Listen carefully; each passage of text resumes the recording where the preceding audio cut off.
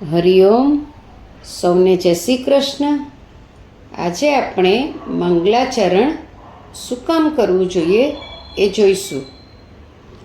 સારા કાર્યમાં વિઘ્ન ન આવે અને વિશેષ આશીર્વાદની પ્રાપ્તિ માટે મંગલાચરણ કરવું જોઈએ.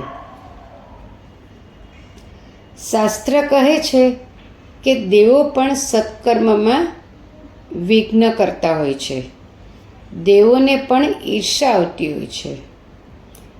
એમને એમ થાય કે જો પૃથ્વીવાસી મનુષ્યો જો ભગવાનનું ધ્યાન જપ તપ કરશે તો એ લોકો પણ અમારા જેવા થઈ જશે. એટલે સત્કાર્ય કરીએ ત્યારે દેવોને પણ યાદ કરવા જોઈએ.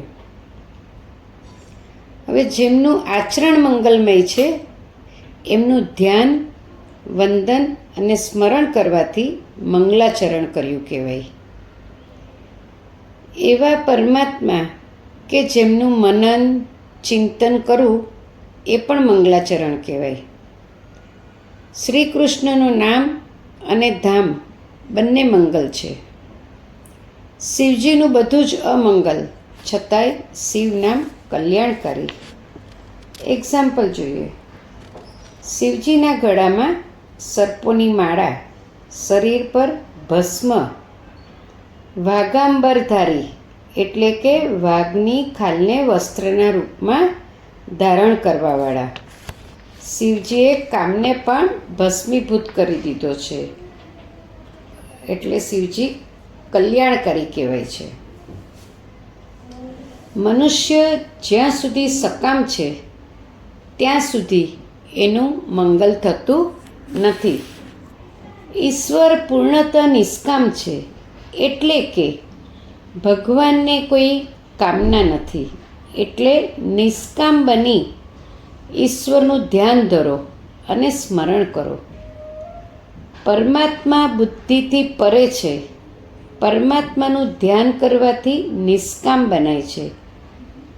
દરેક સત્કાર્યની શરૂઆત મંગલાચરણથી કરો, એટલે કે ભગવાનને યાદ કરીને કરો. આપણે પણ પરમાત્માને ઓછામાં ઓછા દિવસમાં ત્રણ વાર યાદ કરવા જોઈએ. એને ત્રિકાળ સંધ્યા પણ કહેવાય. હવે સૌથી પહેલાં આપણે ક્યારે યાદ કરવા જોઈએ? મારા ખ્યાલથી બધા યાદ કરતા જ હશે, કારણ કે બધા જ સત્સંગીઓ છે. કદાચ કોઈ યાદ ન કરતા હોય તો આજથી ચાલુ કરી દેવું. એમાં ક્યાં પૈસા કે સમય ખર્ચ કરવાના છે કે મુહૂર્ત પણ જોવાનું છે. ભગવાનનું નામ જો વગર મુહૂર્ત જો ખરાબ મુહૂર્તમાં પણ લેવાઈ જશે તો ખરાબ સમયમાં ખરાબ ફળ આપવાની જગ્યાએ સારું ફળ મળશે. એટલે મુહૂર્ત જોવાનો કંઈ મતલબ નથી. જાગ્યા ત્યાંથી સવાર, બરાબર? આપણે આખી રાત આરામ કરીએ અને આપણી બોડીની પ્રોસેસ કરવા ભગવાન આખી રાત જાગે, તો આપણે ઉઠીએ ત્યારે એમને થેન્ક યુ તો કહેવું પડે ને. તો થેન્ક યુ કેવી રીતે કહેશું? પ્રભાતે ઉઠતાની સંગાત, પ્રભાતે ઉઠતાની સંગાત, સુણજો ઋષિ મુનિનો સાથ, સુણજો ઋષિ મુનિનો સાથ. તમે 3 વાત રાખજો યાદ, તમે 3 વાત રાખજો યાદ. ભગવાનને યાદ કરીએ તો આખા દિવસની શરૂઆત શુભ થાય. સવારે આપણે સૌ કયો શ્લોક બોલીએ છીએ? કદાચ બધાને જ ખબર હશે, તે છતાં પણ આપણે અહીંયા એકવાર બોલી લઈએ છીએ. સવારે આપણી હથેળીના દર્શન કરીને બોલવાનો શ્લોક છે. કરાગ્રે વસતે લક્ષ્મી, કર મધ્યે સરસ્વતી, કરમૂલે તુ ગોવિંદ, પ્રભાતે કર દર્શનમ. હવે જે લોકો આ શ્લોક નિત્ય બોલે છે તો તમારા સંતાનોને પણ ધીમે ધીમે આદત પાડો. વૈષ્ણવ એને કહેવાય કે જે ઉઠતાની સાથે ભગવાનને યાદ કરે. વૈષ્ણવ એટલે વૈષ્ણવ પંથવાળા એમ નહીં, ભગવાનની ભક્તિ કરે બધા જ વૈષ્ણવ. હવે બીજું મંગલાચરણ આપણે ક્યારે કરીએ છીએ બોલો? રોજ કોણ કોણ કરે છે? જે ભગવાને આપણને ભોજન આપ્યું છે એમને યાદ તો કરવા જ જોઈએ ને. આપણે સૌએ ભગવાનનો આભાર માનવો જોઈએ કે આપણને આટલું સરસ ખાવાનું મળે છે. કેટલાકને તો ખાવાનું મળતું પણ નથી, કેટલાકને રોગને હિસાબે ખાઈ નથી શકતા, તો કેટલાક ડાયટ કરતા હોય છે. એટલે જ્યારે યુવાનીમાં ખાવાનું મળતું હોય ને ત્યારે માણસ પૈસા પાછળ ભાગે છે અને ખાવાનું અવોઇડ કરીને પોતાની બોડીની પેટની સિસ્ટમ બધી બગાડી નાખે છે. એટલે એ પૈસો ભેગા કરવાની પાછળ પડે છે. પછી એ જ પૈસો ખાવાનું બંધ કરાવે એવી રીતે રોગ ઘૂસી જાય છે. કેવા રોગો? તો કે ડાયાબિટીસ આવી જાય, બીપી આવી જાય અને કેટલાય બધા રોગો છે કે જેમાં તમારે ખાવાનું કંટ્રોલ કરવું પડતું હોય. આપણે ખાઈ ન શકીએ એટલે પૈસો એ પણ ખવાય નહીં તો એ પૈસો દવામાં જાય. એટલે રોજ શાંતિથી ભોજન કરો અને ભાવ કરો કે હું પ્રભુને જમાડું છું. ભગવાનને અર્પણ કરીને જમવું એ યજ્ઞ છે. તો આપણે મોંમાં કોળિયા નથી નાખતા, પરંતુ જઠરાગ્નિમાં આહુતિ આપીએ છીએ. એટલે જમતા પહેલાં પ્રભુને અર્પણ કરીને જમો તો એ ભોજન પ્રસાદ બની જશે.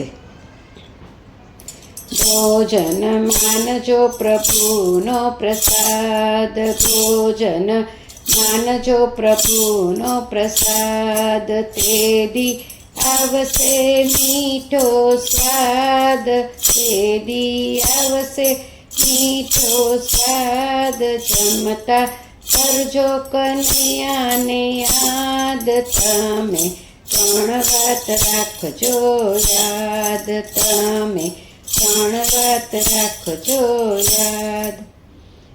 ભોજન શરૂ કરતાં પહેલાં થાળી પર તૂટી પડવા કરતાં ભગવાનને યાદ કરીને જમો. હવે ભગવાનને યાદ કેવી રીતે કરવાના? કયો શ્લોક બોલવાનો? બપોરે આપણે જમવા બેસીએ ત્યારે કયો શ્લોક બોલવાનો? ઓમ બ્રહ્માર્પણમ બ્રહ્મવિ બ્રહ્માગ્નો બ્રહ્મણાહુતમ બ્રહ્મૈવ તેન ગંતવ્યમ બ્રહ્મકર્મ સમાધિના. આ રીતે આમના બીજા પણ શ્લોકો છે કે અહમ વૈશ્વાનરો ભૂત્વા પ્રાણીના દેહમાશ્રિત, એ પણ છે. પછી ઓમ સહના ભવતુ સહનો ભુનક્તુ, એ પણ છે. પણ એક એક શ્લોક કંઠસ્થ કરો પછી આગળ બીજા શ્લોક બોલવાનું. હવે ત્રીજું મંગલાચરણ આપણે ક્યારે કરીશું? બધાને ખ્યાલ હશે જ. ચલો હિન્ટ આપી દઉં. ત્રીજું મંગલાચરણ ક્યારે કરવાનું છે? સૂતા પહેલા સ્મરજો શ્યામ, સૂતા પહેલા સ્મરજો શ્યામ, ઈસના ખોળે ખરો આરામ, ઈસના ખોળે ખરો આરામ. તન મન ધરજો પ્રભુની પાસ, તમે 3 વાત રાખજો યાદ, તમે 3 વાત રાખજો યાદ. જીવનમાં લાવવા મીઠો સ્વાદ, તમે 3 વાત રાખજો યાદ. હવે તો બધાને ખ્યાલ આવી જ ગયો હશે. પરમાત્માનું સ્મરણ કરતાં કરતાં સૂઈ જશો તો એ નિંદ્રાને સમાધિ અવસ્થા કહેવાય. તો સ્વપ્નમાં પણ પ્રભુના દર્શન થઈ શકે. હવે આપણે શ્લોક બોલીએ. સૂતા પહેલાં આપણે શ્લોક બોલવાનો છે. કયો શ્લોક બોલશું? કૃષ્ણાય વાસુદેવાય હરયે પરમાત્મને પ્રણતક્લેશનાશાય ગોવિંદાય નમો નમઃ. હવે બીજો પણ એક શ્લોક બોલવાનો છે, જે આખા દિવસ દરમિયાન આપણાથી મન, વચન અને કાયાથી આપણી ભૂલ થઈ હોય તો ક્ષમા માંગી લેવી ભગવાન પાસેથી રાત્રે સૂતા પહેલાં. તો આપણે એ શ્લોક બધાને જ આવડે છે, બધા જ બોલો. કાયેન વાચા મનસેન્દ્રિયે વા બુદ્ધ્યાત્મના વા પ્રકૃતે સ્વભાવાત કરોમિ યત્યં સકલં પરસ્મૈ નારાયણાયેતિ સમર્પયામિ.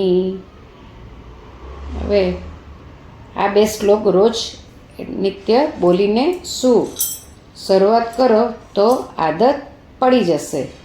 હવે આપણે તો જમીને સૂઈ ગયા, આપણે ખાઈ લીધું એટલે આપણું કામ પતી ગયું, પરંતુ આપણું ખાધેલું પચાવવાનું એ કોણ પચાવશે? આપણે તો પચાવી શકતા નથી.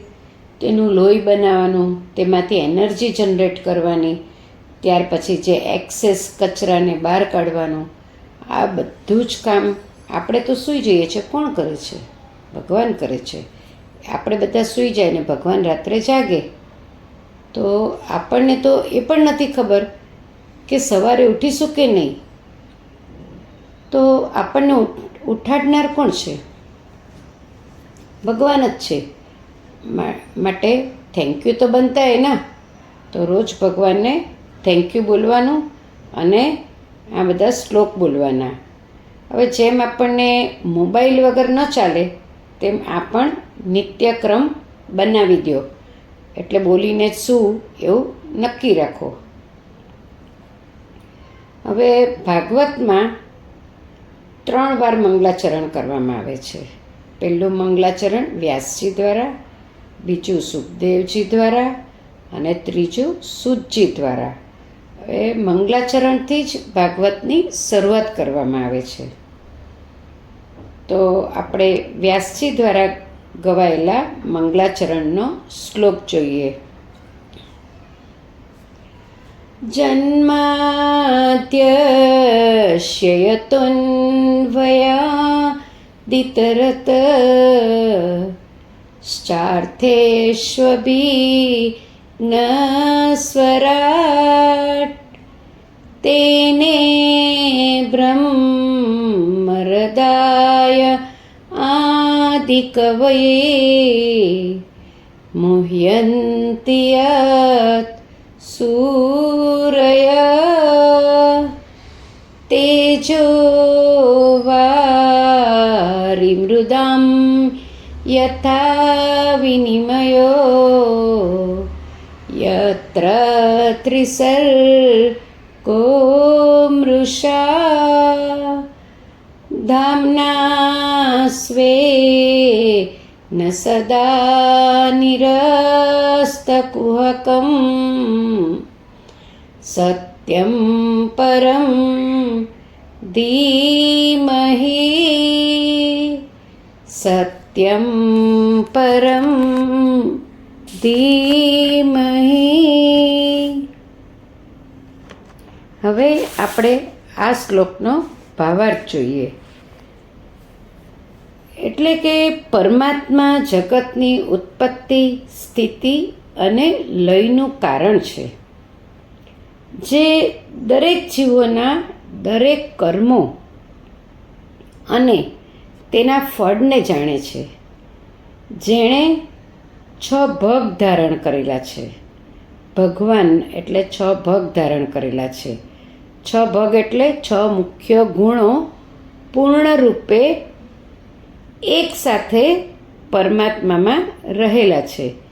જેમ કે પહેલું છે ઐશ્વર્ય, બીજું છે વીર્ય, વીર્ય એટલે અપાર શક્તિ, ત્રીજું છે યશ એટલે પ્રતિષ્ઠા, ચોથું છે શ્રી એટલે લક્ષ્મી, પાંચમું છે જ્ઞાન એટલે સર્વવ્યાપી બુદ્ધિ, અને છઠ્ઠું છે વૈરાગ્ય એટલે કે ભૌતિક જગતથી મુક્તિ. જેમ અગ્નિ તો વસ્તુ તો એક જ છે, પરંતુ જ્યારે તે અનેક પ્રકારના લાકડામાં પ્રગટે છે ત્યારે અનેક રૂપે દેખાય છે. તેવી જ રીતે સૌના આત્મારૂપ ભગવાન તો એક જ છે, પરંતુ પ્રાણીઓની અનેકતાને લીધે અનેક જેવા લાગે છે. હવે આ શ્લોકમાં હું છેલ્લે બોલી કે સત્યમ પરમ ધીમહિ, સત્યમ પરમ ધીમહિ, તો એટલે શું? તો સત્યમ પરમ ધીમહિ કીધું છે એટલે કે અમે પરમ સત્ય એવા પરમાત્માનું ધ્યાન કરીએ છીએ. ધ્યાન હંમેશા સત્યનું જ કરવાનું હોય. અસત્ય શું છે? સંસાર એ અસત્ય છે. કેવો અસત્ય? સ્વપ્ન જેવો. સ્વપ્ન સત્ય ક્યારે લાગે? માણસ ઊંઘતો હોય ત્યારે. જાગે એટલે મિથ્યા લાગે. આપણે એક્ઝામ્પલ જોઈએ. આપણને સ્વપ્નમાં 2-5 કરોડની લોટરી લાગી તો આપણે સ્વપ્નમાં કેટલા ખુશ થઈએ. પરંતુ જેવા જાગીએ એટલે ખબર પડે કે આ તો સ્વપ્ન હતું ને તો મિથ્યા હતું.